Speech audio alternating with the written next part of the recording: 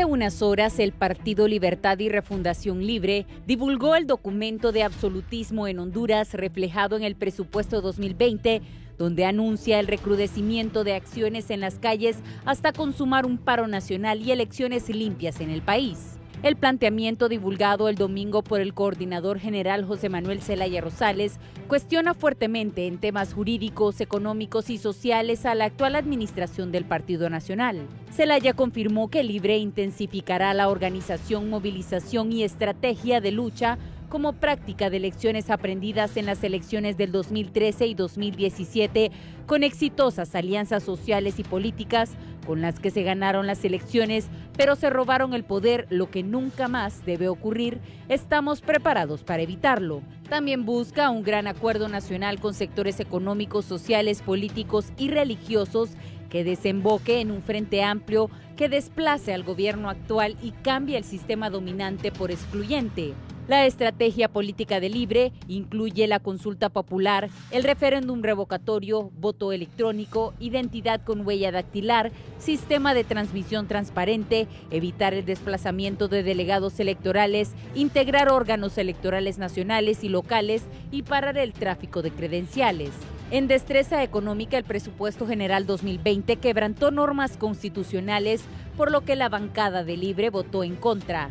El alza de la deuda política en 2020 absorbió 42.000 millones de lempiras en intereses y capital. La compra de armas, financiar un centro gubernamental sin planificación urbanística con préstamos y a ONGs de la corrupción, es desconocer la falta de medicinas, pupitres, textos, médicos y maestros. El presupuesto además excluye demandas de inversión productivo-agropecuarias y el empuje del crecimiento económico. Tampoco abarca prioridades humanas como abastecer de agua zonas urbanas y graves problemas ambientales por la sequía, señala Libre en el documento de 11 páginas de extensión. También cuestiona el fraude del 2017, la reelección presidencial y el golpe de Estado del 28 de junio del 2009. Pese a magras expectativas, la labor de la MAX y UFESIC evidencia la sospecha de que una parte de la clase político-empresarial estaría implicada en actos dolosos. En materia ambiental, denuncia la destrucción de bosques y fuentes de agua a instancias del Instituto de Conservación Forestal, que emite licencias de impacto ambiental sin medir las consecuencias humanas de sus decisiones. Destaca asimismo, entre otras observaciones, a la falta de empleos, el crecimiento económico pírrico, la baja del 40% en inversión nacional y extranjera y la condición de pobreza que la Comisión Económica para América Latina, CEPAL, describe este año a Honduras. Bien, buenos días, gracias por estar con la entrevista de Canal 11. Vamos a abordar lo que Samantha decía en este texto de Carlos Zelaya. El absolutismo en Honduras reflejado en el presupuesto del 2020 es un documento emitido por las autoridades de Libre, su coordinador José Manuel Zelaya, que dice que la dictadura en Honduras se autoaprobó un presupuesto para el 2020 por más de 280.000 millones de lempiras, quebrantando las normas establecidas en la Constitución del país. Aclara este documento que la bancada del Partido Libre votó en contra. La situación del país refleja en el presupuesto es más grave de lo que hemos venido advirtiendo. El nivel de gravedad se muestra en todos los indicadores del modelo neoliberal, en dolor de los migrantes y el sufrimiento de millones de hondureños y hondureñas abatidos por la pobreza y la criminalidad que nos ha asumido las fuerzas más serviles e infames que ha conocido la historia de nuestro país, dice este documento. Libre es un partido político surgido de las entrañas del pueblo en resistencia frente al oprobioso crimen del golpe de Estado militar. Estamos comprometidos con la lucha por la liberación nacional y no descansaremos hasta lograrlo. Nuestro proyecto democrático está trazado desde la profunda visión de los excluidos del modelo económico impuesto por la dictadura, dice la introducción de este documento, absolutismo en Honduras reflejado en el presupuesto 2020. 10 años de dictadura, habla de entreguismo, también el documento habla de diferentes temas, absolutismo, justicia y seguridad, pero vamos a iniciar el análisis de esto con el presidente del Colegio de Economistas de Honduras, don Luis Guifarro, presidente del Colegio de Economistas. Don Luis, desde el punto de vista económico, que ha presentado el Partido Libertad y Refundación, señalamiento que se hace de un presupuesto absolutista en Honduras, deshumanizado, que depredación de los bosques, la situación económica, los compromisos con los organismos internacionales de crédito, el tema de la energía, la inversión nacional deprimida y estancada. Al país no han llegado nuevas empresas para crear empleos, transferir tecnología, a aumentar el crecimiento. Finalizamos el 2019, dice el documento, con un crecimiento económico pírrico entre 2.8% y 3.0%. Las mismas autoridades reconocen que la inversión extranjera se redujo en más de un 40% durante el primer semestre. La inversión nacional está deprimida y estancada. Alrededor del 65% de la inversión extranjera es de reinversión de utilidades. Don Luis, como presidente del colegio, don Luis Guifarro, como presidente del Colegio de Economistas, ¿qué análisis ha hecho este documento? ¿Qué le podemos decir a la población hondureña? Buenos días. Sí, muy buenos días. Mire, en general coincidimos con las apreciaciones de este análisis que ha hecho el Partido de Libertad y Refundación.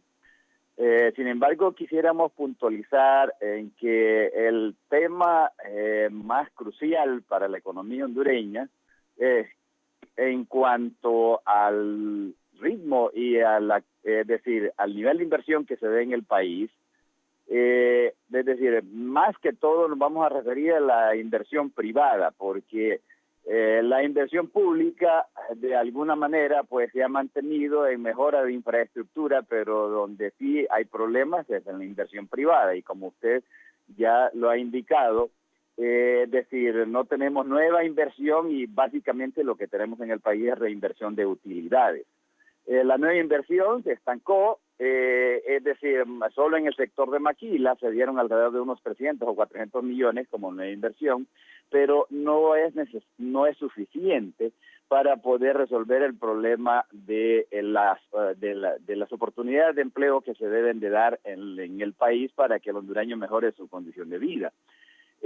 Vamos a decir que si analizamos primero el tema del presupuesto, la orientación del presupuesto y más que todo el incremento del presupuesto en alrededor de 22,000 millones de lempiras, el presupuesto, es decir, el problema no son las cantidades en cuanto al crecimiento del presupuesto, sino más bien es en la asignación y la gestión, es decir, la calidad en la gestión de ese presupuesto. ¿Qué significa esto? Que el problema que tenemos es que a las asignaciones presupuestarias para los distintos sectores, sea salud, educación, seguridad ciudadana, etcétera, el problema que tenemos ahí es que hay falta de transparencia y, decir, el problema que gran parte de los recursos se filtra por los canales, como dicen, oscuros de la corrupción. Y entonces ahí tenemos que, mire, por cifras, ningún presupuesto en este momento para atender las necesidades de la población sería suficiente para atender los retos que tenemos en salud, educación, seguridad personal.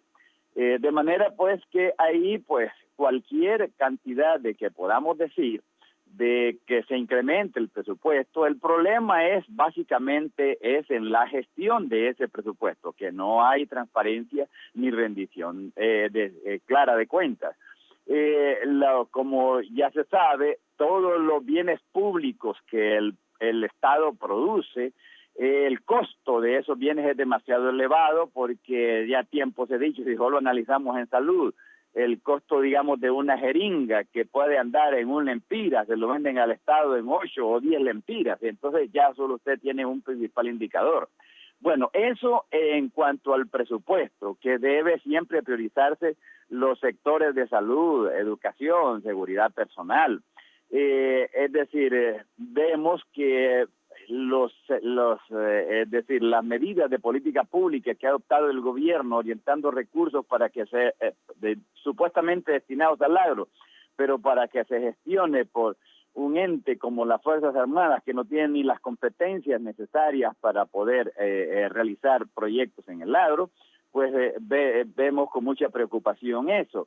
Y también decir sí, una marcada centralización y podemos decir unilateralismo en cuanto a la concepción de lo que debe ser un plan de gobierno para poder tener la eficacia debida y que esto se traduzca en bienestar para la población. ¿Qué significa eso? Cualquier proyecto que en el ejercicio de la política pública se piense, se conciba y se piense desarrollar, tiene que contar con el respaldo y la incorporación en ese proyecto de la población. Pero si solo lo analizamos puntualmente, lo que es, digamos, lo que existió hace como 6 años en la política del concesionamiento de un recurso como las aguas, ¿en qué ha generado? Ha generado pues es decir, el otorgamiento de licencias para poder producir energía renovable, pero que las empresas a las que se les otorgaron dichos licenciamientos nunca lograron operar, y las que lograron, decir, constituirse y desarrollar los proyectos es a base de un alto costo con que se contrataron ese suministro de energía al Estado. De manera que vemos que esto también el concesionamiento, esta política de concesionamiento del recurso como el agua, tampoco fue, es decir, con el acuerdo de las comunidades donde se produce el agua. Si no, miremos los antecedentes que se dieron con este embalse del río Gualcarque y con la tragedia que se dio. Eso nos indica que no se ha tomado en consideración entonces, es decir, la voluntad, la opinión de las comunidades donde se piensan desarrollar los proyectos.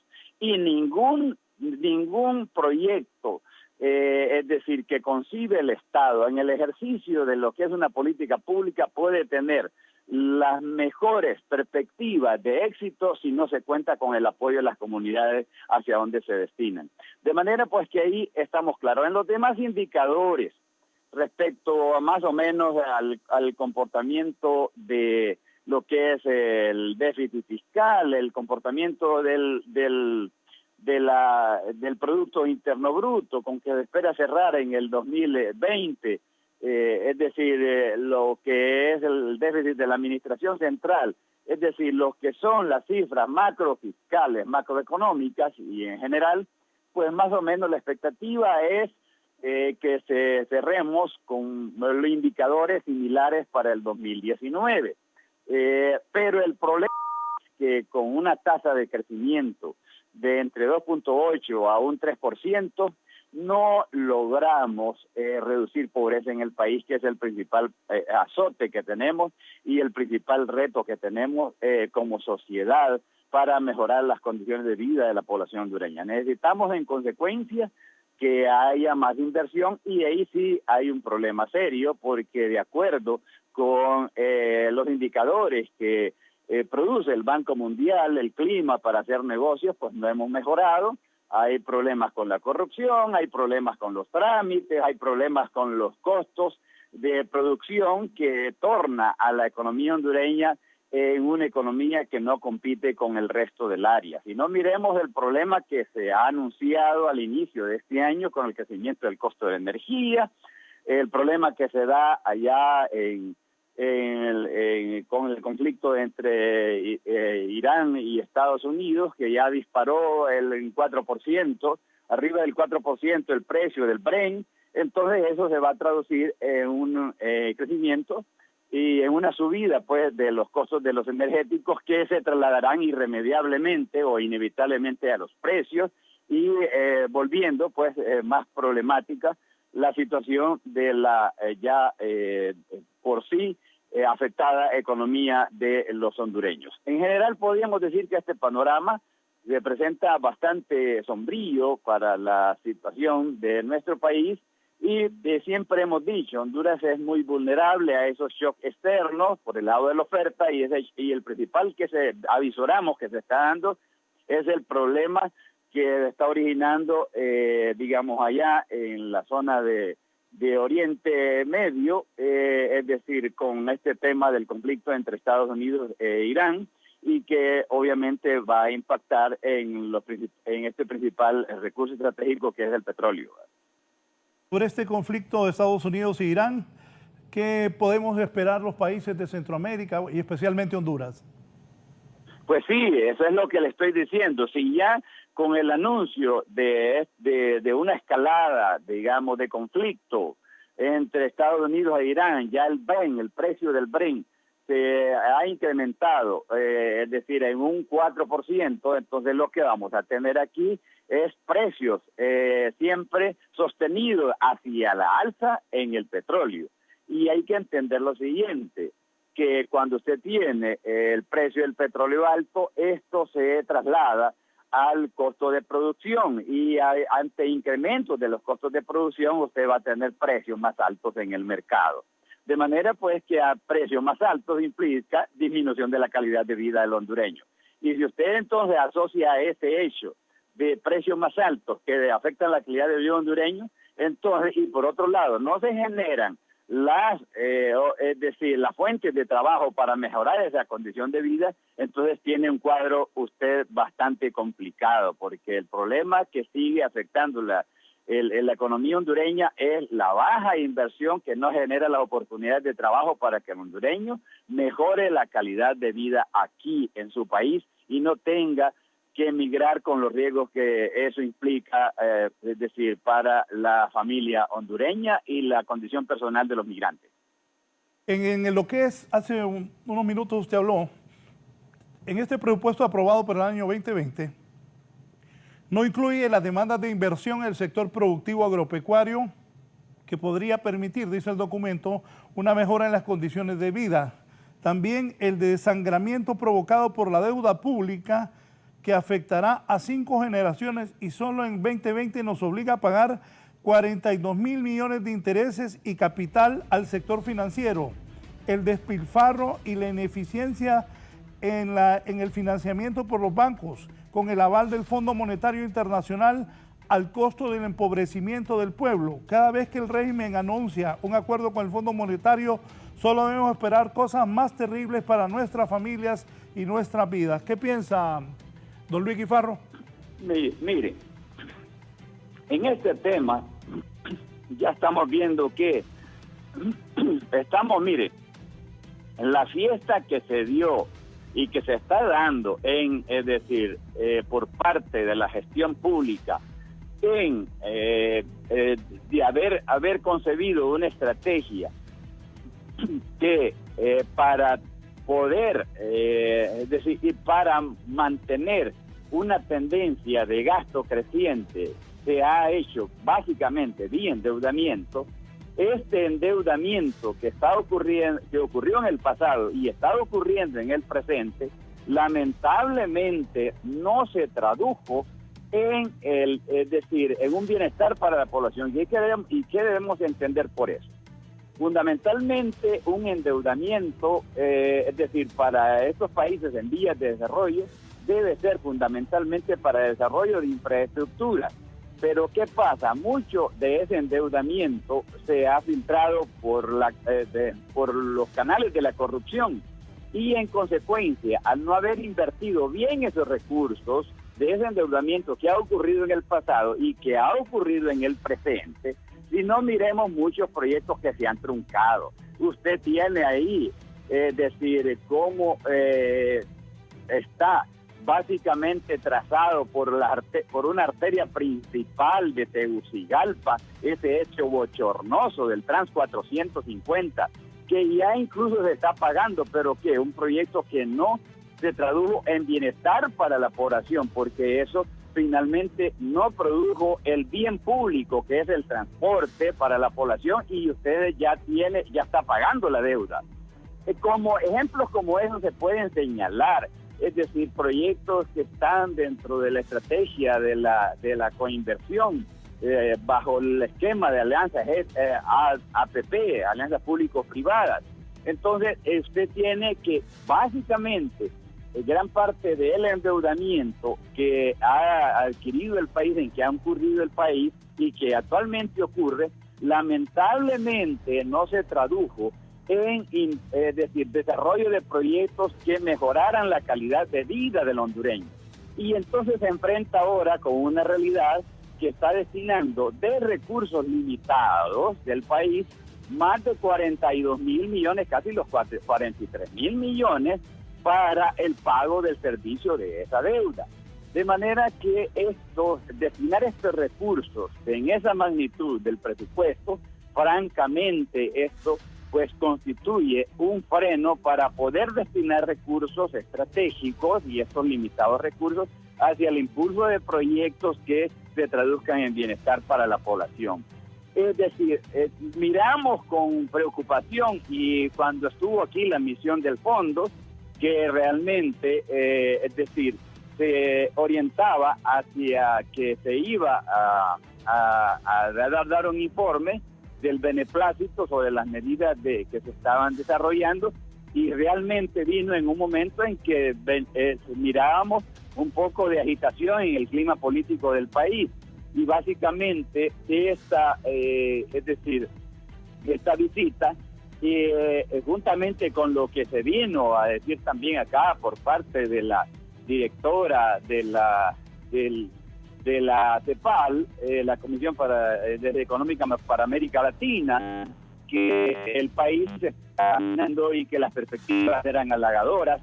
Entonces, lo que dijimos, que pareciera que esta gente vino acá, tanto la misión como esta señora que vino a visitarnos, como que estaban viendo un país distinto al que nosotros tenemos, en el que vivimos y del que tenemos conocimiento.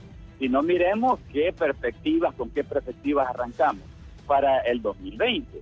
De manera pues que sí miramos con preocupación que esto sencillamente, y no hay que buscarle otra forma, pues vemos que no hay forma de que avancemos en la reducción de la pobreza, porque con todos estos elementos que hemos destacado, esto sencillamente se traduce en una mejora, una pérdida de calidad de vida para la población hondureña.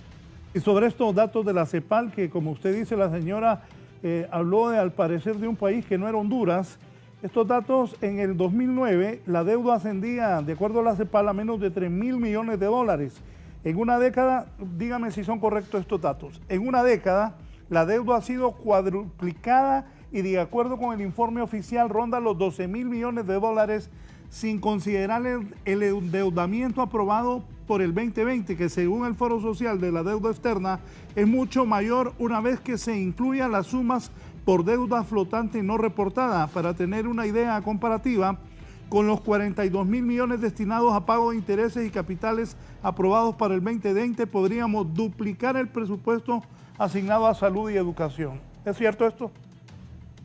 Mire, es que eso es lo que me referí al inicio, cuando tocamos el tema de la política, la estrategia de incrementar el presupuesto y hacerlo vía emisión de deuda. Mire, usted para financiar un presupuesto tiene como principal fuente de ingreso los impuestos, tanto directos, el impuesto por la renta, y los indirectos, que es el impuesto sobre venta, y otros ingresos que obtiene el Estado, por, digamos, es decir, lo que son el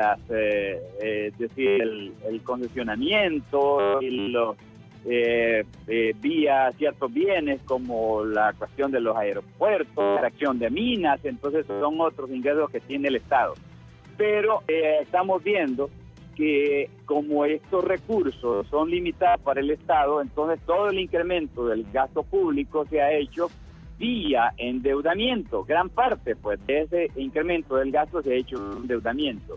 Y entonces, ¿qué ocurre con este endeudamiento? Como ya decíamos, no se tradujo en bienestar para la población, o sea, que los proyectos o los bienes que se tuvo que haber producido con este endeudamiento que ocurrió en el pasado y que está ocurriendo en el presente, pues ahora, es decir, el periodo de maduración de estas obligaciones las estamos pagando, y por eso tenemos que en el presupuesto para el 2020 hay una asignación de más de 42 mil millones de lempiras para el pago del servicio de la deuda.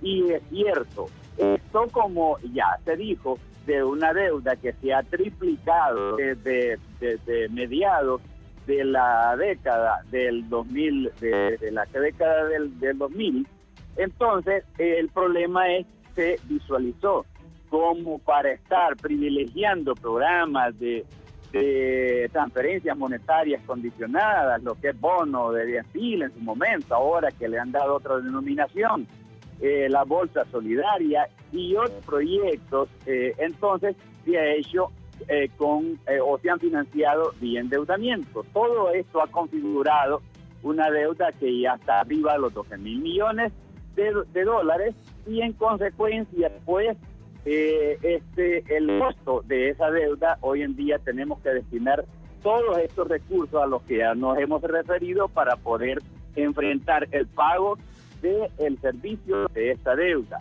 con el sacrificio consiguiente de recursos que en nuestro país son bastante limitados.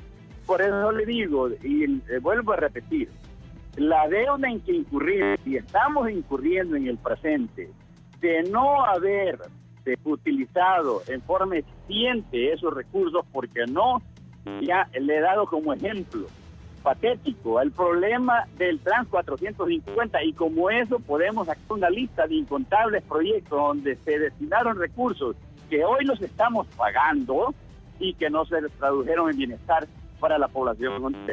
En consecuencia, pues, esa estrategia de pensar en financiar el gasto público, cuando usted no lo hace eficientemente, entonces pues va a tener que sacrificar en el futuro recursos que pudiesen estarse destinando para mejorar el bienestar de la población, de una deuda ineficiente, es decir, gravosa para la población hondureña, que sacrifica bienestar para la población. ¿Cuál será la situación de el lempira frente al dólar? ¿Cómo estará? ¿Habrá evaluación o no? Mire, las perspectivas no se miran, es decir, hay que entender que si, digamos, porque hay factores que se resultan bastante difíciles de prever su dinámica o su comportamiento. Solo puntualmente, digamos, con el tema de el problema de los energéticos, esta situación que se da en esta escalada del conflicto entre Irán y Estados Unidos. Si se presentara una situación en que esto pudiese, es decir, derivar en consecuencias mayores que impacten el precio de los energéticos, ahí tendría un principal problema para el funcionamiento de la economía hondureña, porque los energéticos son un recurso estratégico que mueve la economía hondureña, considerando que nosotros no producimos petróleo. Entonces, mire, esto en general, y por ahí podría venir un drenaje considerable, porque dentro de las importaciones de Honduras, lo que es la factura petrolera es uno de los renglones más significativos, es decir, del uso de la divisa. En el sector externo siempre hay que pensar que la variable que produce el equilibrio en el sector externo de la economía hondureña es el incremento de las remesas que hacen los hondureños que han salido pues al exterior en búsqueda de mejor bienestar. De manera pues que para el 2019, según los reportes del Banco Central, el crecimiento de estas remesas ha estado en el orden entre un 12 o un 13%, que en este momento promedian más allá de los 5.300 millones o 5.400 o casi los 5.500 millones de dólares. Siendo así, entonces, lamentablemente tenemos que decir que este crecimiento de reservas, de las divisas, se está dando más por exportar personas que por exportar bienes y servicios. Y en consecuencia, pues, no se avisora para el 2020, es decir, un crecimiento de la devaluación que esté más allá de un orden de 1.3 o 1.4%, que en términos absolutos, igual como ha ocurrido para el 2019, anda alrededor de entre 28 a 32 centavos de la devaluación, que no es, si lo comparamos con un 4% que históricamente en los últimos 10 años anteriores se ha presentado, pues es decir, para el 2019 pues cerramos con una devaluación entre, como ya decíamos, 1.2 y que no resulta pues muy significativa considerando el comportamiento histórico que ha tenido la devaluación en la última década. Bien, muchas gracias a don Luis Guifarro, el presidente del Colegio de Economistas de Honduras, hablando sobre esto del absolutismo en Honduras reflejado en el presupuesto 2020 que ha presentado el Partido Libertad y Refundación y su coordinador José Manuel Zelaya Rosales. Bien, continuamos. El ministro de Valdías está con nosotros. Ministro, ¿qué piensa usted de este documento emitido por Libertad y Refundación? Don José Manuel Zelaya Rosales, coordinador, el absolutismo en Honduras reflejado en el presupuesto 2020. Y aquí dice 10 años de dictadura entreguista. En esta década 2009-2019, el Estado ha sido totalmente sometido y plegado a los intereses geopolíticos de Estados Unidos y del capital transnacional. El entreguismo de Juan Orlando y el sometimiento está retratado en la conspiración transnacional de políticos, militares, empresarios, diplomáticos, religiosos que rompieron el orden democrático y constitucional, sin importar el sacrificio, persecución y asesinato contra el pueblo. Derogaron en forma inmediata la ley de participación ciudadana, que fue la base legal del proyecto de la Cuarta Urna, primera consulta popular de la historia, perseguida y destruida por los militares. Extinguieron el Tratado Solidario del Alma y los beneficios de la iniciativa de Petrocaribe. En estos 10 años revirtieron todo el avance institucional alcanzado para el fortalecimiento del poder civil al violar la Constitución y hacer retroceder las Fuerzas Armadas a su viejo y funesto rol de órgano represor del pueblo y defensor de los privilegios de la élite. Señor ministro Valdías, gracias por estar con nosotros. ¿Qué le puede decir al pueblo como ministro de la presidencia y uno de los hombres más cercanos al ciudadano presidente del país, el abogado Juan Orlando Hernández Alvarado? Buenos días, ministro Valdías. Muy buenos días, Raúl, y buenos días al pueblo hondureño que está pendiente de las valoraciones, comentarios que hay en su importante programa. Mire, yo quisiera comenzar respondiendo a sus interrogantes y a los comentarios que se han hecho, dando lectura a la introducción del Banco Mundial en Honduras. Esto lo pueden encontrar en la página web. Cualquiera entra en este momento, y yo solo voy a leer un párrafo para iniciar. En años recientes, Honduras ha registrado las segundas tasas de crecimiento económico más altas de Centroamérica, superadas solo por Panamá. El crecimiento del Producto Interno Bruto del país alcanzó 4.8% en el 2017, el año de las elecciones, y el 3.7% en el 2018. Y se prevé que crezca 1.3% en el 2019, por encima del promedio en Centroamérica y muy por encima del promedio en América Latina y el Caribe. Esa es la introducción que hace el Banco Mundial con relación a los últimos 3 años de crecimiento económico en Honduras. Cuando el Partido Libre hace análisis, y escuché también atentamente al caballero que precedió en la participación, Colegio de Economistas, olvidan destacar el papel de Honduras en el contexto internacional. El mundo ha decrecido, la economía mundial ha decrecido, ha llegado a menos de 0%, y Honduras se mantuvo entre los países que más crece en el mundo, en Latinoamérica y en la región centroamericana, el segundo país que más crece. Claro, esa parte no quieren reconocerla porque sus opiniones tienen un sesgo político. Otra valoración. ¿Quién ha provocado el mal clima de negocios y de inversión en el país. ¿No han sido acaso las protestas y los llamados a la calle y la violencia generada por el Partido Libre en las calles, tomándose las carreteras, incendiando, quemando llantas, atacando la economía como una acción política clara?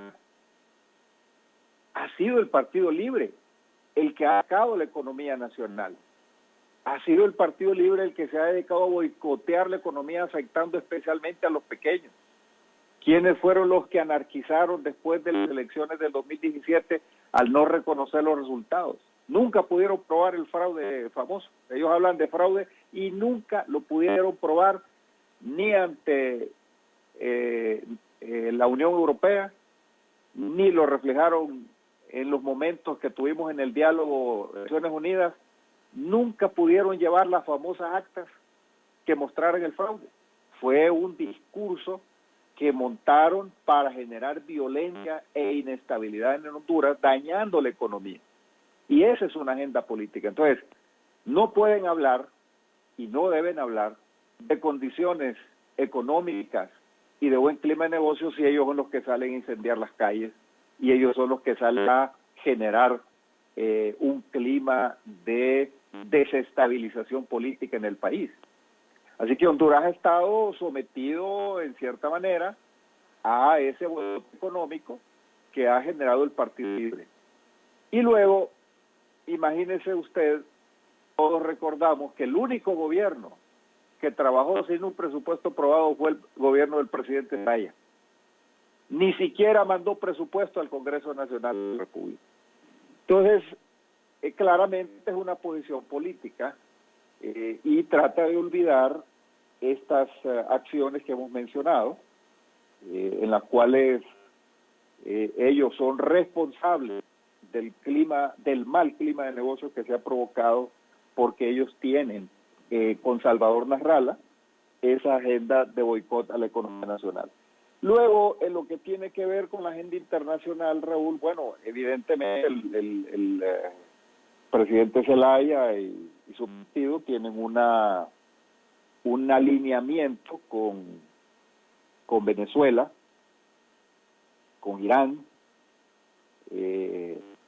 Ellos han definido esa línea de alianzas políticas internacionales, no lo esconden. El presidente Zelaya es muy activo, aliado de estas fuerzas que todos conocen. Y en el caso del gobierno del presidente Hernández, nosotros también hemos definido cuáles son nuestras líneas de alianza política internacional, y nosotros tenemos una alianza política internacional claramente definida con Estados Unidos, con Israel, con los países democráticos, con los países que no están de acuerdo con los métodos violentos, con los métodos antidemocráticos. Así que eso está bastante claro como el tema, como el color, como el blanco y negro. Ahí hay una diferenciación bastante clara. Entonces, mis valoraciones con relación a este comunicado son de carácter político. Se le olvida al presidente Zelaya mencionar qué hizo con los $6,000 millones de reducción de la pobreza que le dejó el presidente Maduro. $6,000 millones. ¿Qué pasó con ese dinero? ¿Por qué entregó un país más pobre? ¿Por qué entregó un país en crisis política? ¿Por qué fue parte de la historia de ese golpe de Estado que tanto le costó al pueblo hondureño y que tanto le costó especialmente a los pobres, que profundizó la pobreza? Esa crisis del 2009, provocada en gran parte por el presidente Zelaya, generando condiciones para un golpe de Estado y llevar a Honduras a esa crisis, ha querido repetirla en reiteradas ocasiones en estos años. Así que esas valoraciones con relación al presupuesto, que en realidad van orientadas a construir un sistema carretero en Honduras, que ahí está, es cosa de salir.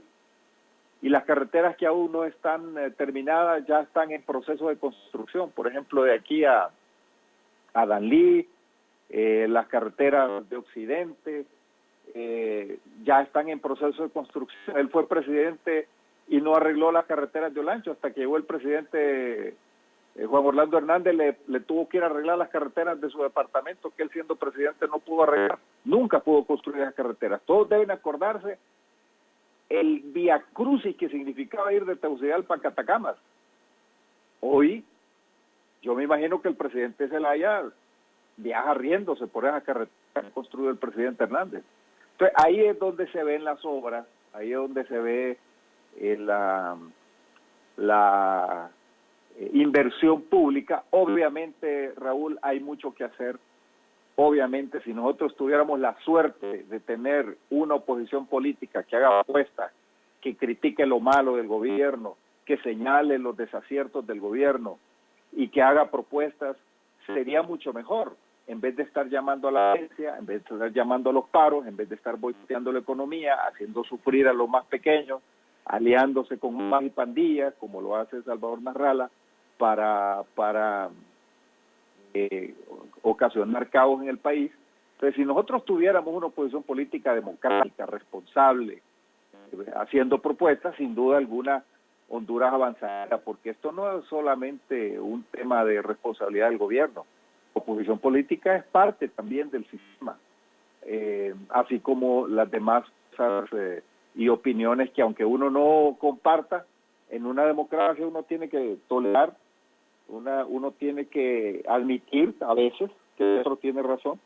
Entonces, de esa manera vemos el pronunciamiento que hace el Partido Libre, básicamente el expresidente Zelaya, con relación a un tema que lo toma de ancla en el presupuesto, pero que en realidad ese presupuesto sí está considerando el tema del sector agropecuario.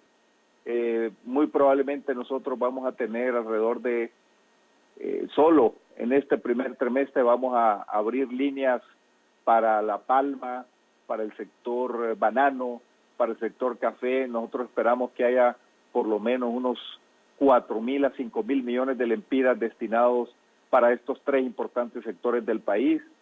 Para granos básicos, ayer tuvimos una reunión con el presidente ya afinando todo lo que vamos a hacer con el sector agropecuario. También vamos a entrarle fuerte al tema del agua. Ese es un tema estructural, un tema histórico que tiene que ver con la educación que todos los ciudadanos tenemos con relación al agua. Nos enfrentamos a una etapa dura, crítica, de sequía, y tenemos que abordarlo entre todos. Eso no lo va a resolver solo el gobierno, eso tiene que ver con que usted y yo ahorremos el agua que consumimos, que seamos más conscientes de lo que le vamos a dar, pero también en el sector pecuario, cómo vamos a usar el agua. Todos esos temas los estamos trabajando y se están destinando recursos dentro del limitado accionar que tiene el gobierno, porque al final no tenemos todo el dinero del mundo para resolver los problemas. Y por eso el presidente Hernández hizo ayer un llamado a los bancos multilaterales para que hagan una concesión con Honduras. Honduras ha pagado a tiempo, se ha portado bien. En los últimos 6 años Honduras ha reducido el déficit fiscal, ha pagado sus cuentas. Es momento que los bancos multilaterales volteen a ver hacia Honduras y se sienten a aliviar esas, especialmente para que podamos tomar los recursos y destinarlos a los sectores agropecuarios, a los sectores productivos, a los MIPYMES. Necesitamos apoyar al MIPYME, no solamente facilitando los trámites, sino también otorgándoles acceso a crédito, capacitación técnica, acompañamiento. Todos esos temas se están impulsando, Raúl, se han hecho en los años recientes, pero en este año 2019 lo vamos a hacer con mayor agresividad, porque esta red económica mundial, el económico que se está viviendo, la idea es que, el propósito es que a Honduras, ojalá que esas crisis internacionales no mucho el precio de los combustibles. Tenemos que prepararnos y tenemos que ir buscando soluciones. Y finalmente, valoraciones a lo que ha hecho el presidente Zelaya en ese comunicado nos parecen que son oportunistas y totalmente sesgadas del punto de vista político. Ojalá que me propuestas críticas, pero que ya no siga llamando a la violencia, a las tomas, a los paros y a la economía nacional, porque eso solo daña a la gente luchadora y incrementa la pobreza. Permítame un momento, aquí está conmigo el expresidente José Manuel Zelaya Rosales, que viene entrando a la ciudad. Expresidente, gracias por estar acá. He escuchado una buena parte de lo que ha dicho el ministro de la Presidencia, don Eval Díaz, ante este documento del absolutismo en Honduras, reflejado en el presupuesto 2020. ¿Qué le dice al pueblo y qué le dice al ministro Eval Díaz? Bueno, en primer lugar, disculpa por la tardanza, pero tenía un problema en la carretera. Mire, yo presenté un documento a la opinión pública, que es un análisis, Raúl, que lo hemos estado haciendo durante estos 10 años, todos los fines de año, con el fin de que se pueda evaluar la gestión de lo que significa el presupuesto de ingresos y egresos de la República y presentar como una radiografía del país y al mismo tiempo decir pues contundentemente las cosas que en forma permanente no se enfocan ni se dicen con tanto acento en la opinión pública. Y ese ha sido el propósito. Durante 10 años lo hemos estado haciendo. Este año, como es una década, tal vez lo hicimos con mayor detalle y lo hicimos a mayor profundidad. Un presupuesto, Raúl Valladares, es un instrumento de trabajo. Y considero que es el principal instrumento de trabajo de un Estado, de un gobierno. Al mismo tiempo, retrata a la administración pública. Y aquí, antes de que me digan que yo trabajé sin presupuesto 2 años. ¿Qué lo dijo?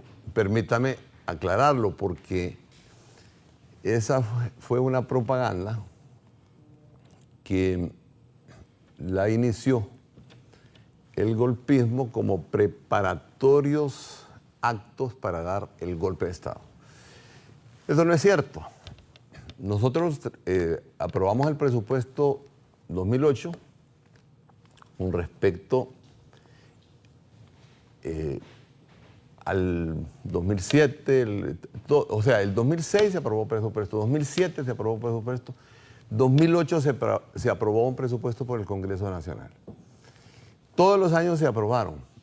El 2009 sí hubo un caso específico que el presupuesto se envió al Congreso Nacional. El Congreso Nacional no lo aprobó hasta después del golpe de Estado. Y le voy a decir algo más a la opinión pública que es importante que lo conozcan. Por eso sufrimos una demanda y fue demandada en los tribunales de justicia hasta hace unos pocos meses la ministra más honesta, más honrada, sin menospreciar a otros que han tenido esa calidad en su conducta, Patricia Rebeca Santos. Ella fue demandada porque supuestamente, y la demanda, ¿sabe quién se la puso? Ramón Custodios López, comisionado de los Derechos Humanos. Y se la puso en la Fiscalía del Estado. La Fiscalía del Estado puso un requerimiento fiscal. Se le declaró orden de captura, medidas cautelares. Y Patricia Rebeca Santos ha estado cerca de 7 años defendiéndose de esa demanda. Al final hubo sentencia en primera instancia, sobreseimiento total en primera instancia, sobreseimiento ratificado en apelación y sobreseimiento también ratificado en amparo. el presupuesto se presentó el 13 de septiembre del 2008 al Congreso Nacional. Y el Congreso Nacional, a partir de enero, que tenía que aprobarlo, como empezó el evento de la planificación del golpe de Estado, que es un evento preparatorio, pues un golpe de Estado no se agarra el teléfono y dice, mira, andada un golpe de Estado, se planifica, es una conspiración. El presupuesto nunca se aprobó por el Congreso Nacional, entonces en el 2009, entonces hay un artículo en la Constitución que dice claramente, taxativamente, literalmente dice, que cuando el Congreso Nacional no haya aprobado por cualquier motivo el presupuesto del año que corresponde, seguirá en vigencia el presupuesto del año anterior para no detener la administración del Estado. Entonces nosotros en el 2009, lógicamente, sí tuvimos un presupuesto, sí se mandó el presupuesto, el Poder Ejecutivo cumplió. Sin embargo, la propaganda continúa. Cada vez que hablo del presupuesto, con plena solvencia, se los digo, aparece alguien en el teléfono, aparece alguien en el chat, dice, si Mel no tenía ni presupuesto, ¿cómo es que está hablando de este presupuesto del 2020? Sí había presupuesto, sí se presentó, sí fuimos a juicio por esa propaganda. El propio Ramón Custodio López presentó una demanda contra el Estado porque él en ese momento pues, se unió al golpismo. Y por una lucha que dio Rebeca Santos en el sistema judicial, que duró 7 años de tortura prácticamente para Rebeca, al final fue absuelta en forma definitiva hasta en amparo. Eso para que quedara claro. Segundo, hablemos de este presupuesto del 2020. Este presupuesto Libre votó en contra, la bancada de Libre votó en contra. Y simplemente, ¿por qué se vota en contra? Primero, porque no se presenta la liquidación del presupuesto anterior. No se sabe qué pasó con el presupuesto anterior. No se publicita, no se dice exactamente si se cumplieron los mandatos del Congreso Nacional o no se cumplieron. Segundo, este presupuesto refleja el absolutismo totalitario como sinónimo, dictatorial como sinónimo de la forma impositiva y despótica que el gobierno ejecuta sus acciones en forma permanente durante estos últimos 10 años. ¿A qué me refiero? Primero, el presupuesto es un retrato de la administración pública. Violenta artículos sustantivos de la Constitución de la República, los cuales debería de haber una forma de discusión del presupuesto y no aprobarlo a matacaballo, sin conocimiento partida por partida, como se estiló durante décadas en Honduras, que los diputados conocían rubro por rubro de lo que se está aprobando. Yo entiendo al Congreso Nacional porque esta es una dictadura ilegítimamente legalizada, violatoria de la ley y violatoria de la Constitución, pero legalizada. El Congreso Nacional, en la hemorragia de leyes, que fue en el finalizar el 2013, principio del 2014, cuando Juan Orlando hizo su primer gran, escandaloso fraude electoral, en términos de 2 semanas aprobó 40 leyes en el Congreso Nacional, algo que no se conoce en ninguna parte del mundo, que se le llama la hemorragia legislativa. Ahí se aprobó un nuevo reglamento interno para el Congreso, el Congreso, su reglamento interno, deja de ser un poder independiente cuando lo convierte en ley. Y ahora se llama Ley Orgánica del Congreso. Ahora, el reglamento del Congreso ahora lo firma el presidente como una ley. Eso es la violación total del Estado de Derecho. ¿Y qué dice ese reglamento de ahora que se llama Ley Orgánica? Dice que el Congreso puede aprobar las leyes, ya no artículo por artículo, como siempre se ha sostenido como una forma legal de conocer las cosas por el pueblo, sino en bloque. O sea, y pueden aprobar una ley, como se aprobó el presupuesto, en 2, 3, 4 artículos, lo que sea, pero es en una forma, dice, expedita. O sea que ya no necesariamente tiene que conocer el pueblo qué es lo que aprueba, sino que se aprueba a ciegas. Nosotros, Libre, posiblemente hubiera apoyado algunos proyectos de infraestructura, como escuelas, si habían escuelas, no sabemos, pupitres, textos, centros de salud, hospitales o ciertas infraestructuras carreteras. Porque estábamos en desacuerdo con muchas cosas del presupuesto, pero otras podíamos haberlas aprobado, pero como lo aprueban en bloque, que no se sabe qué es lo que están aprobando, entonces Libre votó en contra de ese presupuesto. ¿Qué refleja el presupuesto en primera forma, digamos, dramática? Reconoce el nivel de endeudamiento que tiene el país. Lo reconoce pues taxativamente. Dice que este año, 2020, el Estado de Honduras, que es el pueblo de Honduras, pues, vamos a pagar 42.000 millones de lempiras a la banca nacional e internacional. O sea que de 100.000 millones aproximadamente, que es la recaudación fiscal, 40% es el presupuesto más grande, la partida presupuestaria más grande en la historia del país, y además para pagar deuda. ¿Cuánto es la deuda?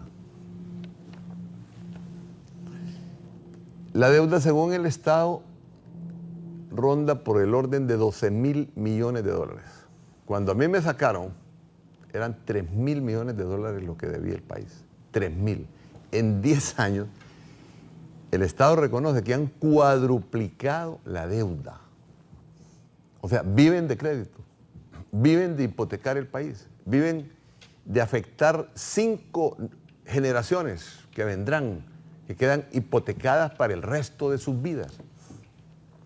Con este nivel de endeudamiento, FOS, el Foro de la Deuda Externa, dice que no son 12.000 millones de dólares, que es mucho más, que ronda posiblemente la deuda entre 14.000 millones de dólares o más números.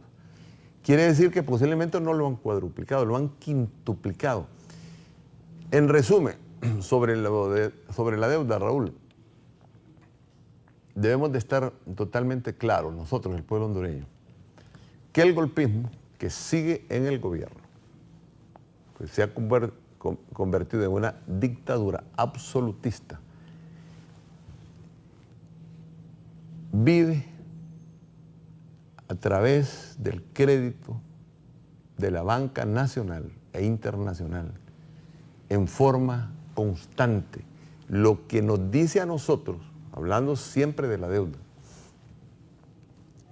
que si el Fondo Monetario Internacional no les hubiera dado la autorización dentro de la carta de intenciones que firman todos los años, o dentro de los acuerdos que firman todos los años, para que los bonos soberanos pudieran colocarse en el mercado internacional, este gobierno lo hubieran cerrado hace 10 años, porque tienen 10 años de estar sacando un promedio de 24.000 millones de lempiras al cambio del dólar de hoy, anualmente, para pagar salarios, para sostener el presupuesto. Ya el pueblo no soportan ni la empresa privada ni los ciudadanos las cargas exageradamente grandes que le han impuesto al pueblo hondureño, matando la economía, retrasando totalmente el país, como lo dijimos desde esa fecha, 50 años atrás.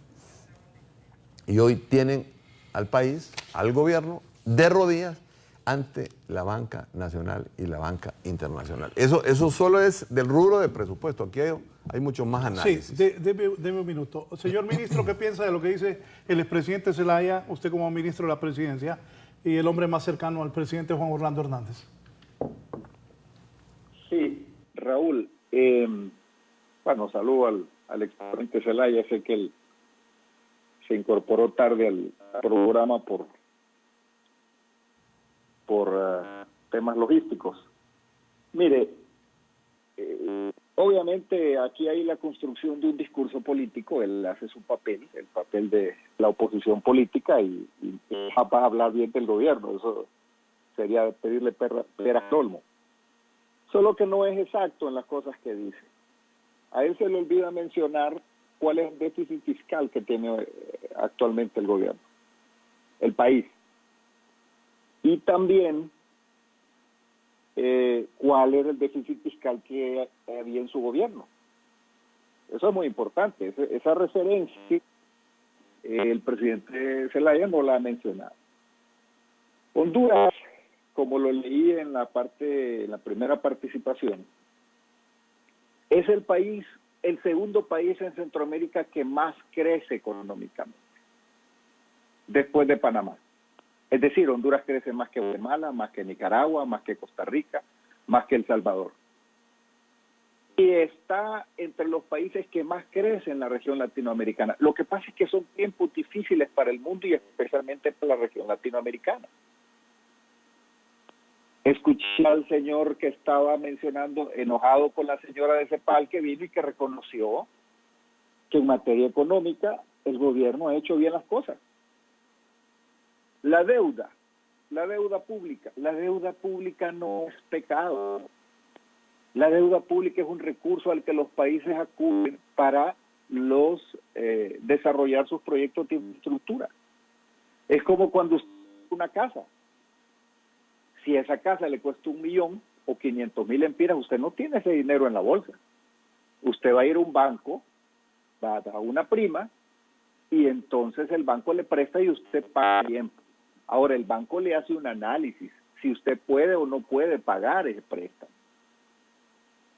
Nosotros tenemos esos diálogos con el Fondo Monetario, en el cual se hace una calificación y un examen de la economía hondureña para saber si Honduras puede o no puede asumir esos compromisos para poder desarrollar las obras de infraestructura, carreteras y todo el desarrollo logístico que el presidente Hernández ha impulsado en el país.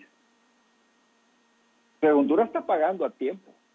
La economía y la macroeconomía hondureña no está de rodillas, como lo menciona el presidente Zelaya. Al contrario, está pagando, paga sus deudas, tiene una calificación riesgo país como no lo habíamos tenido en el pasado. Ahora,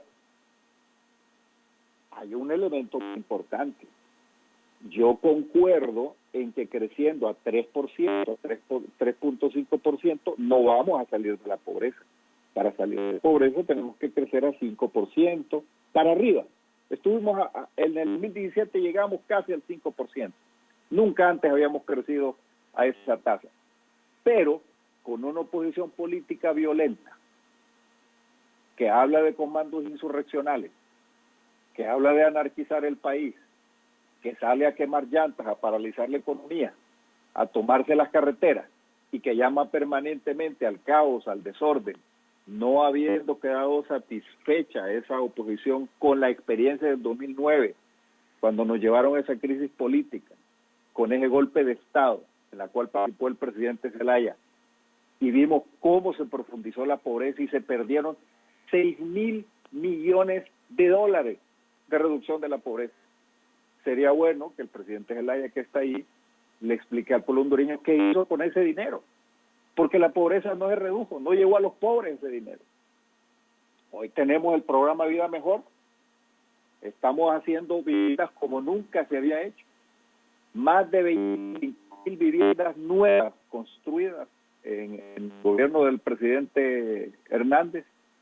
Estamos apoyando los créditos para vivienda con tasas que no se habían creado antes. Hay construcción del sector de construcción, el que más ha crecido.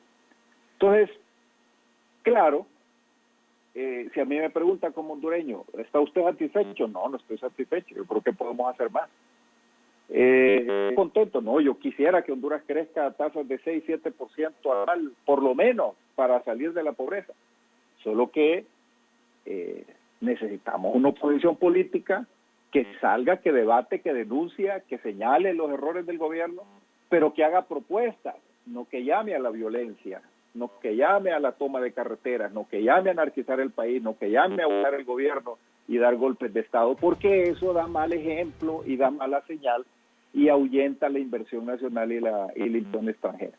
Entonces, al final, presidente Zelaya, si usted está dispuesto a construir este país y quiere hacerle propuestas a Honduras, encantadísimos de discutir vías, mecanismos, buscar concertaciones, pero la violencia, la anarquía, toma de carreteras, boicotear la economía no es el camino y no es lo que los hondureños esperamos, y mucho menos el pequeño empresario. Gracias al ministro de la Presidencia, Eval Díaz, por su participación esta mañana, presidente. Gracias. Ojalá no se vaya Eval del teléfono, porque... Bueno, tal vez se mantiene ahí, ministro Eval. Sí, porque es importante, bueno, en primer lugar, Raúl me invitó dos horas a este programa y tuvimos un atraso, y de la hora que venimos, media hora vamos a tener que escuchar las constantes apreciaciones y falacias y manipulaciones de Eval sobre temas políticos. Yo estoy hablando aquí sobre números. Si hay algo que no engaña a nadie, son los números. Los números son exactos. Ahora, en el momento en que entramos a la política, ya 2 más 2, de repente a Eval no le salen 4. Pero en toda mi primera intervención hablé sobre los números de presupuesto. Por ejemplo, históricamente, yo voy a contestar lo que él se refirió, pero históricamente yo quiero decir algo. Honduras fue declarado un país pobre, altamente endeudado, después del huracán Mitch. El huracán Mitch hizo que la comunidad internacional, acuérdense que era el gobierno de Carlos Roberto Flores, la comunidad internacional, a petición precisamente del gobierno, en la cual su servidor se honró también en ser ministro en ese gobierno, se le solicitó que se clasificara al país en la categoría de país pobre, altamente endeudado. O sea, eso quiere decir que Honduras, y así sucedió en todas las otras administraciones, incluyendo la nuestra, que eso se viola después del golpe de Estado, del golpe militar, el país no podía recibir créditos más del 1,5%, o sea, créditos concesionales. Porque un país pobre, el crédito no lo paga el gobierno, lo paga el pueblo. El país, dice Eval, tiene capacidad de pago. ¿Y por qué no le hace esa pregunta al pueblo? A ver si es cierto que el pueblo... Pregúntele aquí a Raúl, o pregúntele aquí a los empleados que están ahí en el aparato técnico. Salga a la calle y pregúntele, óigame, ustedes tienen capacidad de pago. Si Honduras ahorita ustedes la han endeudado para 5 nuevas generaciones. Esa deuda va a gravitar sobre la historia de Honduras, pues para empobrecernos más, y además de eso, exprimir al pueblo hondureño, oprimir al pueblo hondureño durante 5 generaciones. Porque es tan grande Si aquí había un escándalo, pero escándalo internacional, que hasta Fidel Castro había dicho que esta deuda era impagable, la deuda de los países de América Latina. Lo dijo el cardenal también en aquel momento, Óscar Andrés Rodríguez.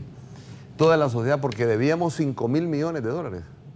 Esa condonación de la deuda, su servidor, que llevó el último tramo de esa condonación, logró bajarla a $2.300 millones. De $5.000 bajamos a 2.300 por los créditos que se consiguieron. Cuando me sacan a mí a bala, ustedes, golpistas, sube a 3. Nosotros en el 2008, puede verificar los números de la CEPAL, debíamos un poco menos de $3.000 millones. Ahora han incrementado, cuadruplicado esa deuda. Eso no lo pueden ocultar. Que puede pagar al país, es cierto. Si pueden pagar y pueden quitarle a los ciudadanos sus casas, sus propiedades, sus tierras, sus mares, sus bosques, sus ríos. ¿Qué es lo que están haciendo?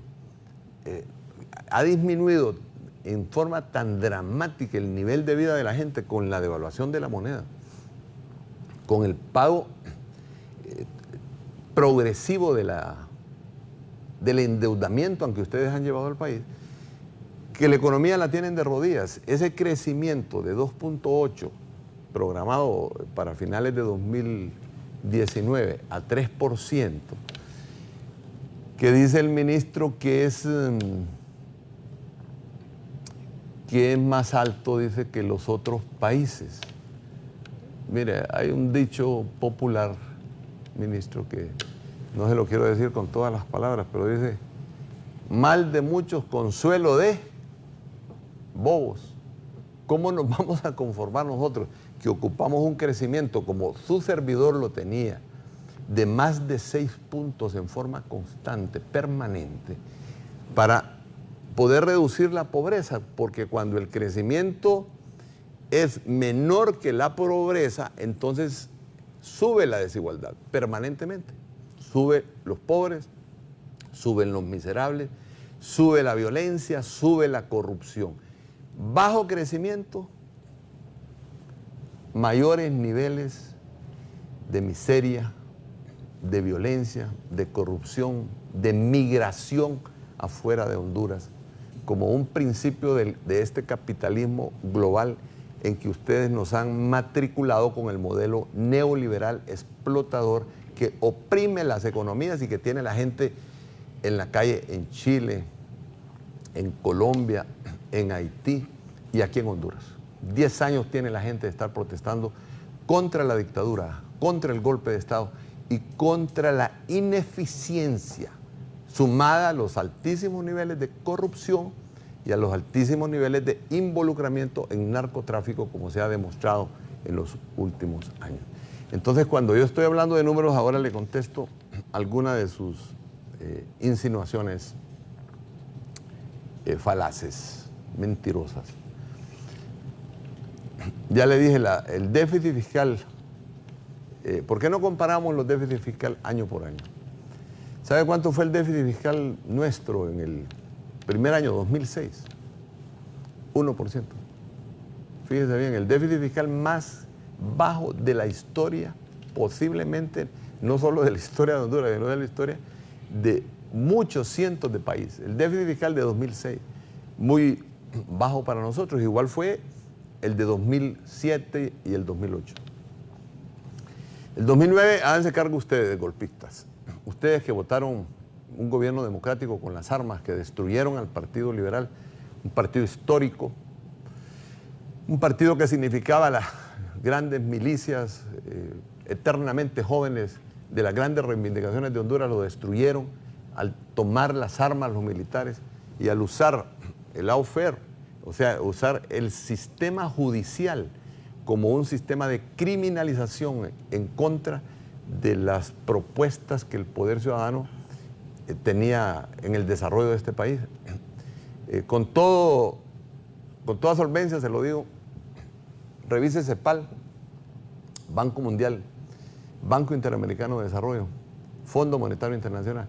los mejores indicadores de la historia de este país, económicos, sociales, solvencia, de transparencia, donde aprobamos una ley de transparencia y una ley de secretos, fue durante los 3 años y medio que el gobierno liberal del Poder Ciudadano pudo ejercer el derecho a la soberanía popular, trayendo al presidente Ignacio Lula da Silva aquí.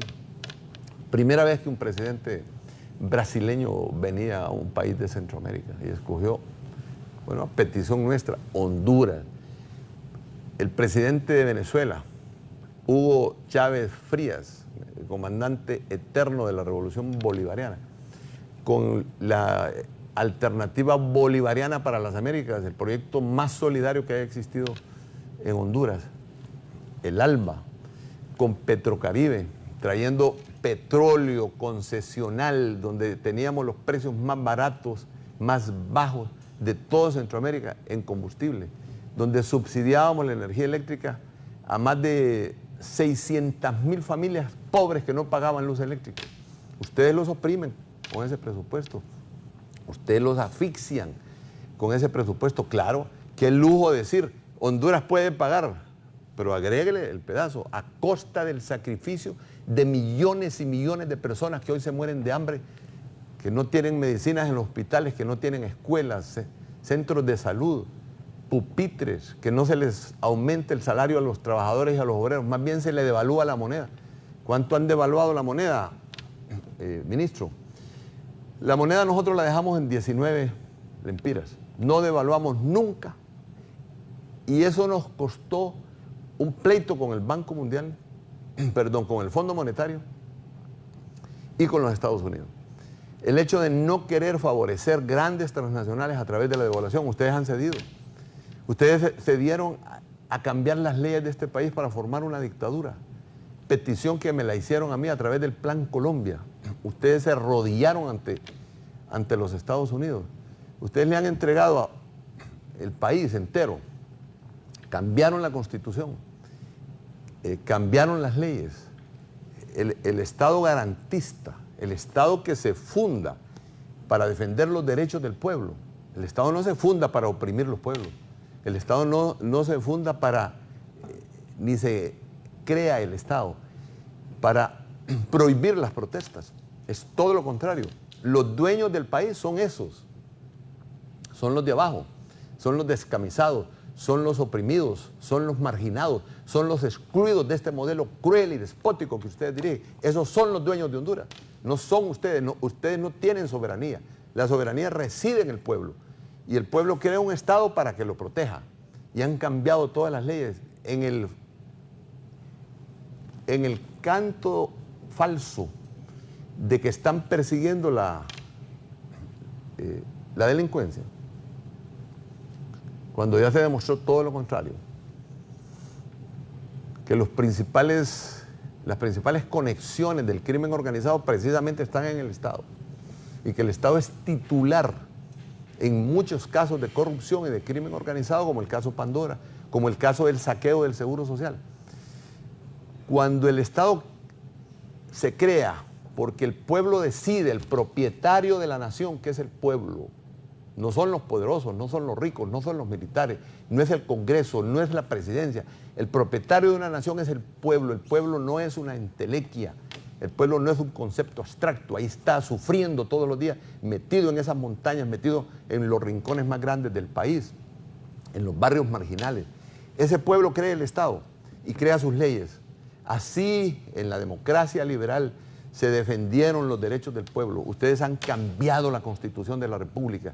Ustedes cambiaron y derogaron las leyes. Ustedes le entregaron a este país a las potencias extranjeras, de las cuales hay que revisar, recomponer los tratos que tenemos, especialmente con los Estados Unidos de América. Y se lo digo en 4 puntos, Raúl. Si a mí me tocara hoy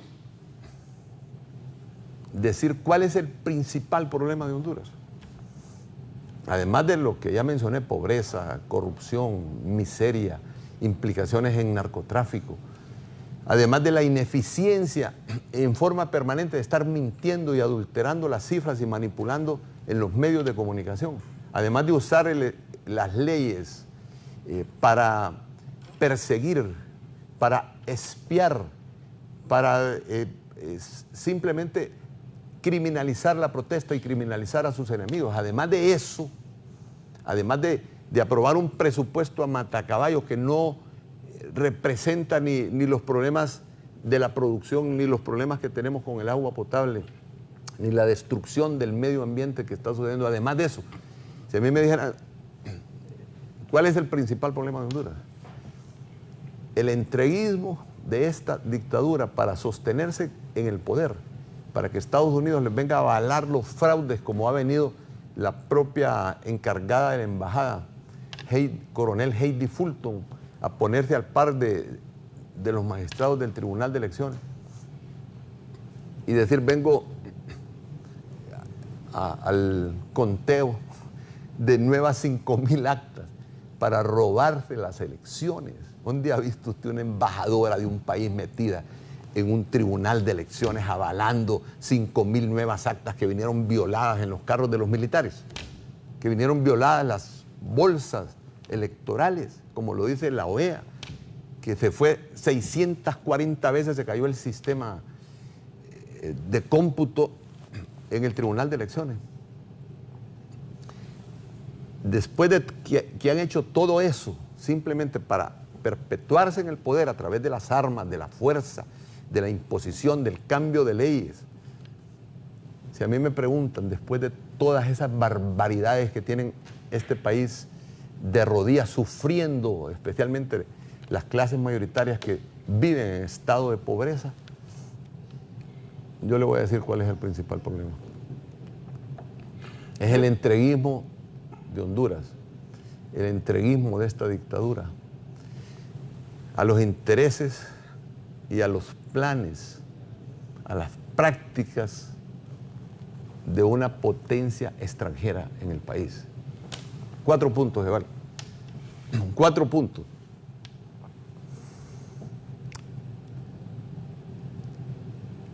En la forma en que aquí opera el Tratado de Libre Comercio con los Estados Unidos. El comercio, como lo dice, Tratado de Libre Comercio. No tiene nada de libre, pero es un tratado comercial. Lo único que hace es empobrecer más al país. Debería de revisarse. Segundo, ¿quién maneja la seguridad en el país? ¿Quiénes son los principales, por ejemplo, asesores de seguridad? ¿Quiénes están dándole las principales indicaciones de seguridad? A través de cambios de leyes, de crear organismos que han roto totalmente las posibilidades que el Estado pueda tener democracia y separación de poderes, como es la ley que ustedes aprobaron del Consejo de Seguridad y Defensa, donde el presidente, como lo ha denunciado el mismo Pepe Lobo con los 4 jinetes del apocalipsis, el presidente es el que coordina a la Corte Suprema de Justicia, al Congreso Nacional y a la propia Fiscalía del Estado. O sea, el presidente tiene bajo sus órdenes a quien lo va a acusar a él, entonces nunca lo acusa. Al que lo va a juzgar a él, que es la Corte, entonces nunca lo juzga. Y ahí tiene al propio Congreso Nacional para dictarle las leyes. Ley del Consejo de Seguridad y Defensa del país. Leyes solo las hemos visto en los gobiernos comunistas. Solo las hemos visto en Afganistán, en Irak, en Libia. Solo hemos visto esas leyes dictatoriales que son recetas que se las dan a ustedes para que creen un Estado fuerte con un pueblo oprimido. El derecho a la protesta, Raúl, y se lo digo aquí con pleno conocimiento de causa, es un derecho sagrado de la historia de la humanidad. El pueblo es el que pone el gobierno, es el que sostiene al gobierno con su pulmón y su trabajo y su esfuerzo. Y es, por tanto, el que tiene el derecho de quitar un gobierno y de cambiar un gobierno. Aquí el villano es el gobierno, Eval. Si al pueblo ustedes le reprimen el derecho a la protesta, están violando la Constitución de la República. Si ustedes les niegan al pueblo el derecho a la insurrección que lo manda la Constitución de la República, están violando el derecho más sagrado de la civilización occidental, que es que la soberanía reside en el pueblo. Ustedes no tienen ninguna soberanía. Ustedes deben de dejarle al pueblo la capacidad de protesta y no limitárselo como lo han hecho con los militares, con grandes represiones con la policía, con asesinatos, con masacre, con personas encarceladas simplemente por ir a protestar frente a una embajada como la embajada americana. Y yo les dije que ese era el segundo elemento de entreguismo de este gobierno a una potencia extranjera. La injerencia en asuntos de seguridad del Comando Sur de los Estados Unidos. Tercero, le entregan la economía a través del Fondo Monetario Internacional. Mis grandes problemas fueron con el Fondo Monetario Internacional, porque el Fondo Monetario Internacional le impone a usted un criterio, y si usted no asiste el criterio de privatizar la energía, privatizar los puentes, privatizar las carreteras, privatizar los aeropuertos, privatizar, lo intentaron, la educación y la salud, privatizar la economía, privatizar el dinero, privatizar el financiamiento, privatizar absolutamente todo.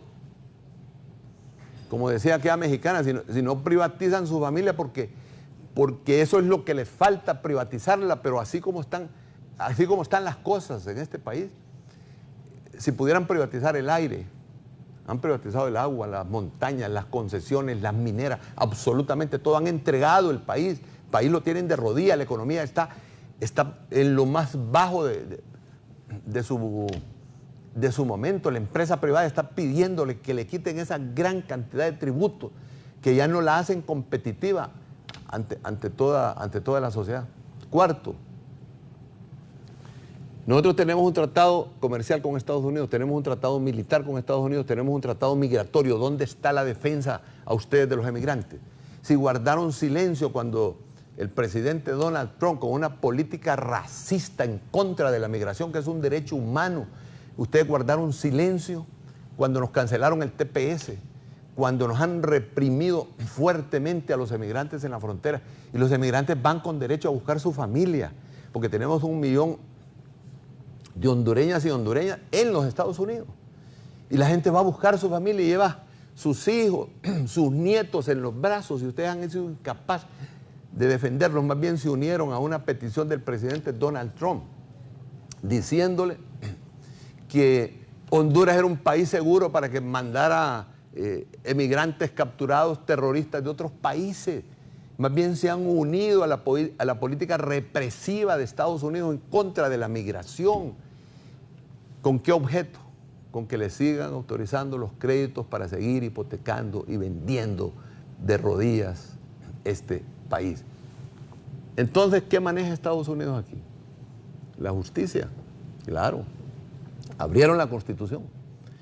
Le entregaron a los grupos internacionales el manejo de la justicia. Cambiaron la Constitución, y solo permítame, Raúl, que con esto termino esta parte. Miren, la Constitución, escuelas enteras de derecho, históricas escuelas de defensa de los derechos del pueblo que crea el Estado para que lo defienda él, tenía todos los elementos de un Estado en los cuales el derecho, la presunción de inocencia, el debido proceso y además la obligación del Estado de velar por las garantías individuales y sociales del pueblo era el símbolo de nuestra Constitución, hoy violentada y cambiada arbitraria, ilegal y violatoriamente por ustedes. La Constitución decía así, por ejemplo, solo para que el pueblo hondureño un poco se percate de lo grave de la situación que estamos viviendo en esta dictadura absolutista y totalitaria que se ha establecido en Honduras a través de las armas y de la imposición y de la explotación de los más pobres del país. Decía, para que exista, en aquel momento se llamaba auto de prisión, ahora se llama auto de formal procesamiento. Para que se le pueda aplicar un auto de prisión, auto de formal procesamiento, y encarcelar a una persona, la autoridad competente, que en este caso son los jueces o los magistrados, debe de tener plena prueba, certeza total de la comisión del delito. Plena prueba. Ustedes cambiaron ese artículo, así de pequeñito. Y ahora dice evidencia. Óigame, ¿qué es una evidencia, Iván? Una evidencia es que venga alguien ahí, el que está ahí enfrente de nosotros aquí, en la calle, en la carretera, y diga, mire, yo vi que Val estaba hablando con un narcotraficante. Suficiente para que un juez lo encarcele, para que un juez le allane su morada, para que un juez lo capture, lo mande a capturar, para que un fiscal le ponga un requerimiento fiscal. Eso es evidencia. Una simple declaración de un testigo que puede ser hasta falso, puede ser hasta comprado. Con eso, inclusive lo pueden hasta extraditar para que vaya a defenderse a la cárcel. ¿Cuánta gente no ha sido afectada en forma inocente? No estoy hablando de la defensa de los criminales, estoy hablando de los abusos del Estado frente a los derechos ciudadanos, porque cuando hay que defender a un inocente, como lo dice la máxima del derecho, es mejor absolver 1000 culpables que condenar a un inocente. Ustedes en forma permanente condenan inocentes. Ustedes atropellan a la gente todos los días, simplemente porque cambiaron la Constitución. Fíjese bien cómo es que el pueblo hondureño no sabe que simplemente con 2 palabras le quitan a usted absolutamente todos los derechos. Ahí está con un código penal lesivo para los intereses no solo de la prensa, de la libertad de expresión, de las garantías constitucionales, de la empresa privada, de los derechos a protesta, el derecho más sagrado de un pueblo, cuando el gobierno es despótico, cuando el gobierno es dictatorial, cuando el gobierno le está oprimiendo, es cambiarlo, y aquí ni siquiera eso nos han permitido. Hemos ganado 2 veces las elecciones. Libre es el partido de las alianzas. Libre hizo una alianza con el Frente Nacional de Resistencia Popular y ganamos las elecciones con una mujer en 18 meses y se robaron 3000 urnas, 3000 actas que nunca las quisieron abrir, y después ganamos las elecciones con la alianza de oposición contra la dictadura, con otra alianza, y vamos a construir otra alianza para poder derrotarlos. Y ahora no solo los vamos a derrotar en las urnas, los vamos a derrotar en las calles, en las urnas, y los vamos a derrotar porque vamos a asumir y tomar el poder con el partido de oposición que significa una esperanza del país. Y no solo se va a tomar el poder, se va a poder gobernar, porque vamos a hacer un gran acuerdo nacional, un pacto nacional que ustedes no lo han podido hacer por sectarios y por enfermos que a la gente la ven como su enemiga y que han creado un Estado totalitario para estigmatizar la protesta y estigmatizar al pueblo. Y además se va a poder hacer también la transformación de Honduras, la transformación en un Estado social,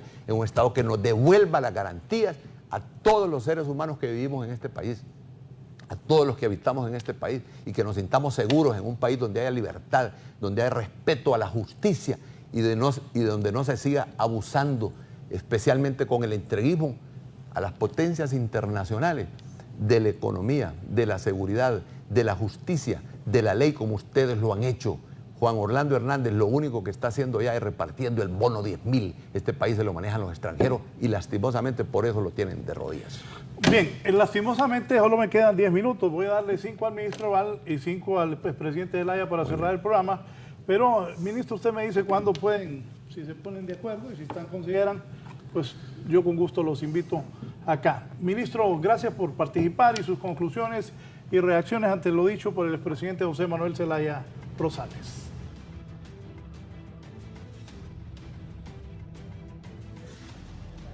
Ve qué bonito, saludando con sombrero ajeno. El presidente Maduro le dejó la mesa servida.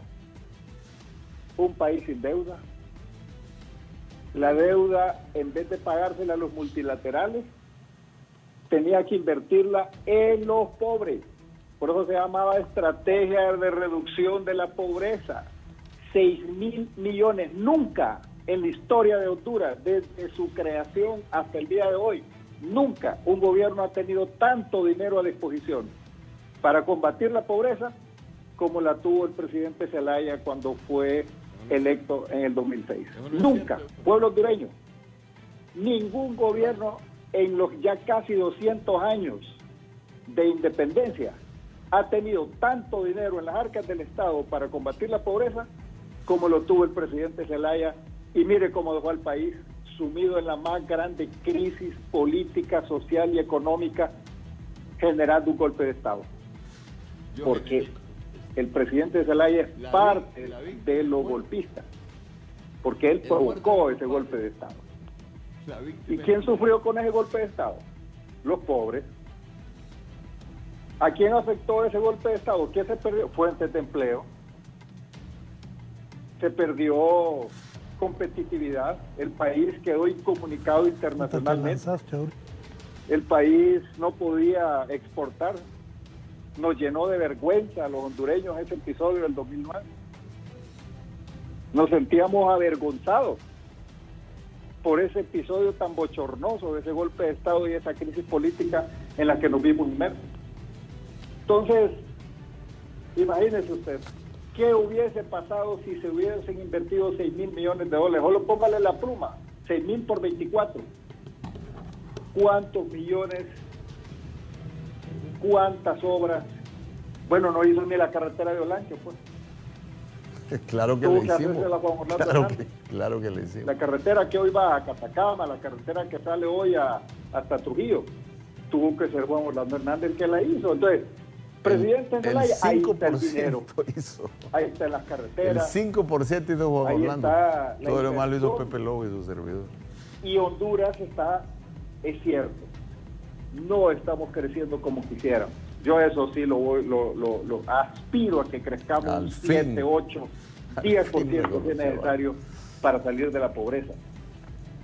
Pero si usted mismo está llamando permanentemente a la toma de calles, al boicot de la economía, si usted permanentemente está Es un llamando derecho, Eval. a pegarle al microempresario, al chiquito, Bueno, me ¿cómo voy a vamos a callar salir para adelante? que él termine sus Cuando 5 usted habla de minutos. comandos insurreccionales, ¿qué mensaje le manda a la oposición, a la inversión extranjera y a la inversión nacional? Esconden su capital, se ocultan, se van, porque saben que usted es capaz de generar los caos que se han generado y que ya lo hemos visto.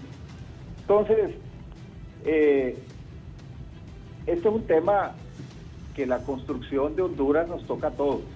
Le toca al gobierno y le toca a la oposición política. Hay algunos puntos en los que podemos coincidir, en los otros puntos no coincidimos, y mucho menos cuando se le miente al pueblo hondureño.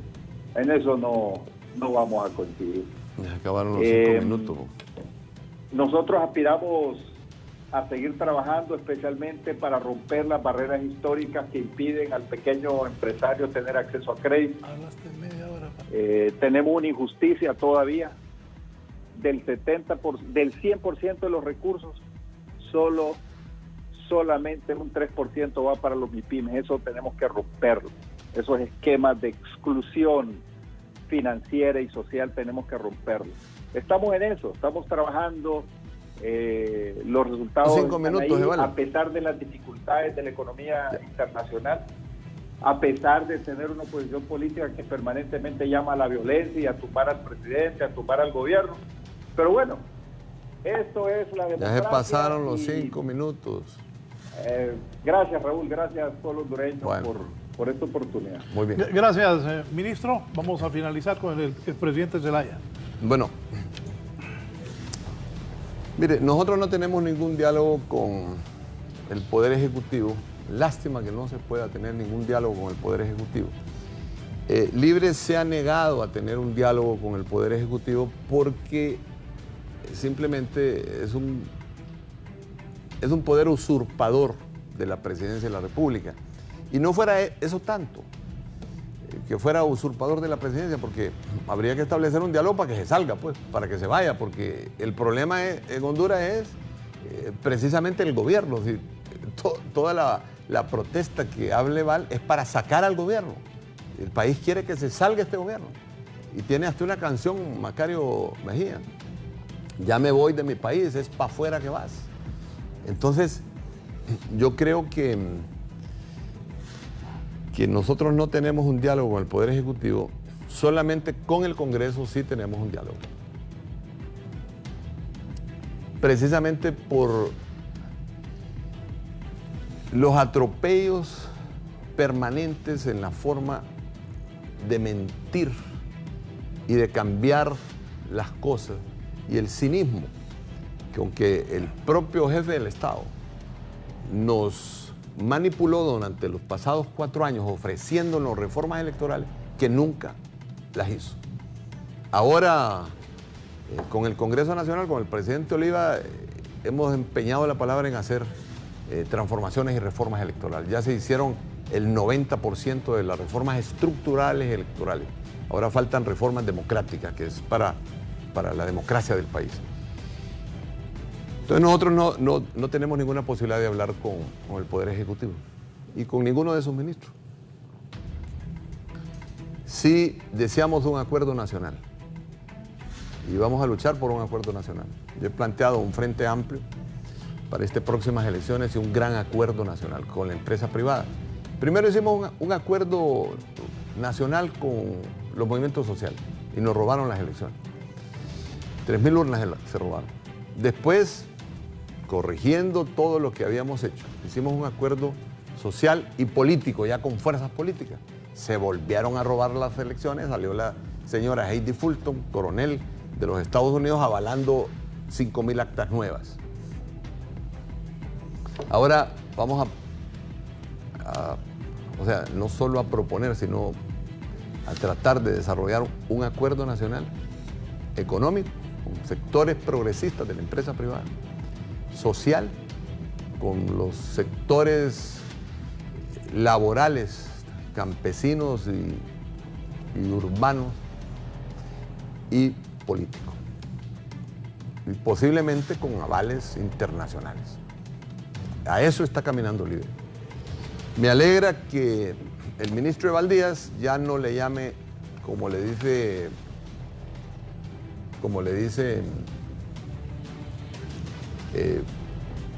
Romeo Vázquez, Micheletti y los golpistas, incluyendo a Juan Orlando, sucesión constitucional. Ya Eval ya dice, ese terrible golpe de Estado, el golpe de Estado lo dieron en contra de nosotros, lo dieron los militares, lo dieron la conspiración internacional de diplomáticos, de políticos, de militares, de miembros del sector privado con religiosos. Fue una conspiración para sacarme, para detener al Partido Liberal en su avance. Destruyeron al Partido Liberal. Pero me alegra que ahora ya no diga sucesión constitucional, sino que reconozca que fue un crimen, como significa un golpe de Estado del país que tiene desde hace 10 años de rodillas al pueblo hondureño. Con respecto a los 6.000 millones, le hago un reto a Eval. Usted tiene todo el poder, hombre. Ustedes pusieron la Corte Suprema de Justicia, ustedes manejan magistrados, manejan fiscales, manejan todo, absolutamente. ¿Por qué no me pone una demanda por los 6.000 millones de dólares que dice usted? Le hago un reto, pues han pasado 10 años. Póngame una demanda para ver si es cierto que se extraviaron y para ver si es cierto que se perdieron.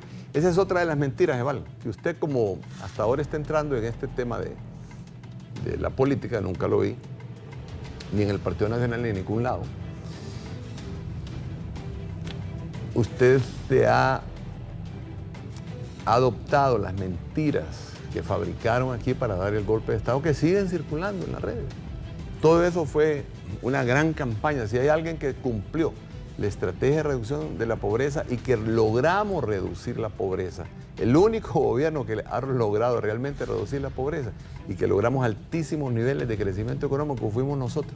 Y precisamente les preocupó que un proceso, como yo lo califiqué, de un liberalismo prosocialista empezara a tener éxito en Honduras, y desde Miami, desde el Comando Sur, empezó una conspiración con Robert Carmona, con Roger Noriega, con Otto Reis, con todos los extranjeros que vinieron aquí a planificar, con el Partido Nacional, con el propio Juan Orlando Hernández y con la cúpula del Partido Liberal, pues fue la cúpula del Partido Liberal eminentemente golpista, usurpadora del poder, que violentó todo el régimen constitucional y de derecho y de democracia del país, los que rompieron la Constitución y el orden democrático y tienen este país desde rodillas de esa fecha, porque para poder sobrevivir el golpismo ha tenido que entregarle a los Estados Unidos todo el país, y eso es lo que nos tiene de rodillas.